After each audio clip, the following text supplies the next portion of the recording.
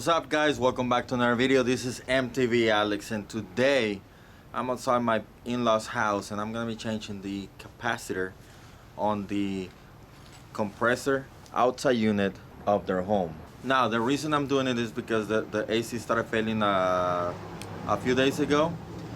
The AC, the inside unit, the evaporator, the fan, the blower is working.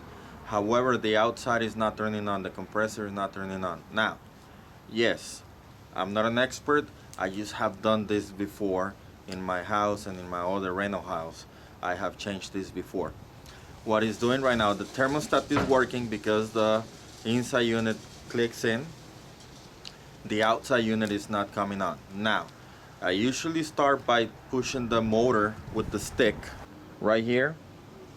I usually try to test it by pushing the blades with the stick, make sure it turns on, but it doesn't kick, it doesn't engage. Now, these units also have a reset button somewhere in the bottom.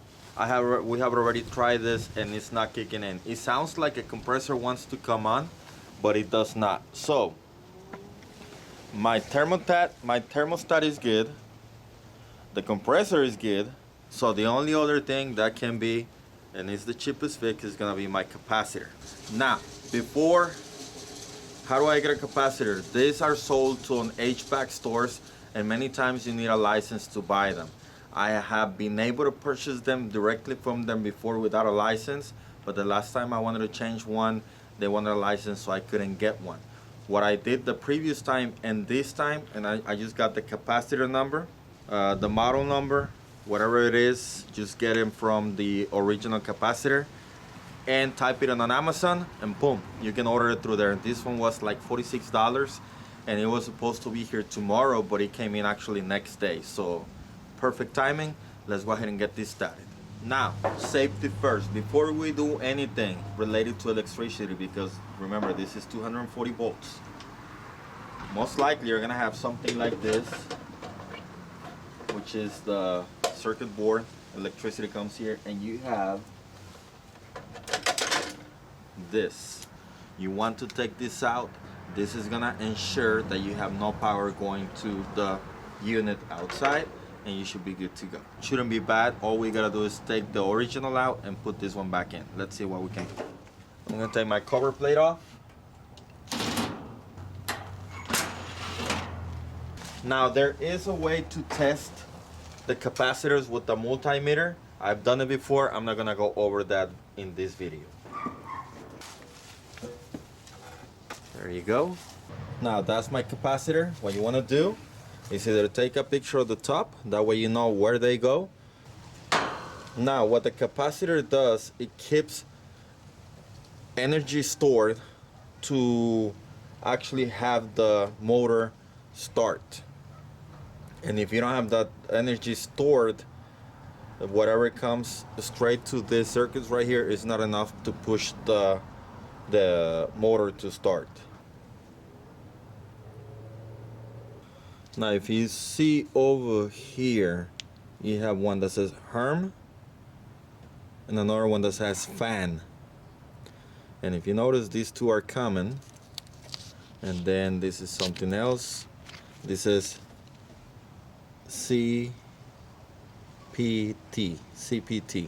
Now the one that I have in there is a little bit different, so we're gonna see where the HERM and the fan are connected to, and I'm gonna connect them in the same place.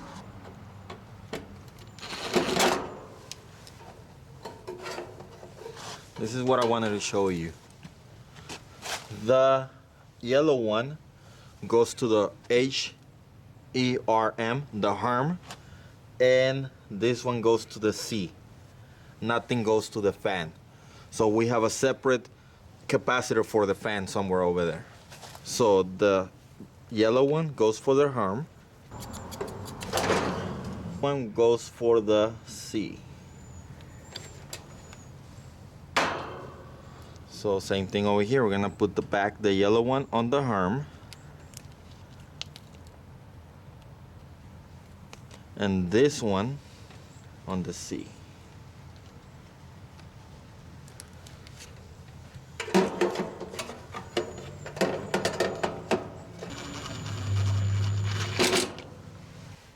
Now, there are some that doesn't have the fan, so another one runs the fan. In this one, you can run both of them in the same capacitor.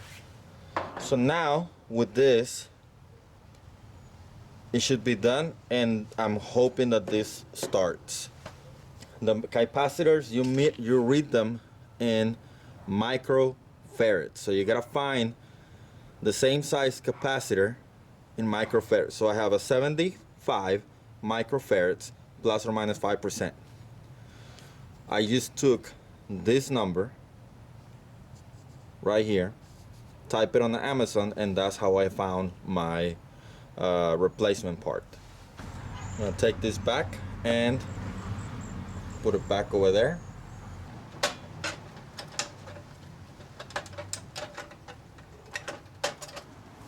So that's it. That's how you change the capacitor.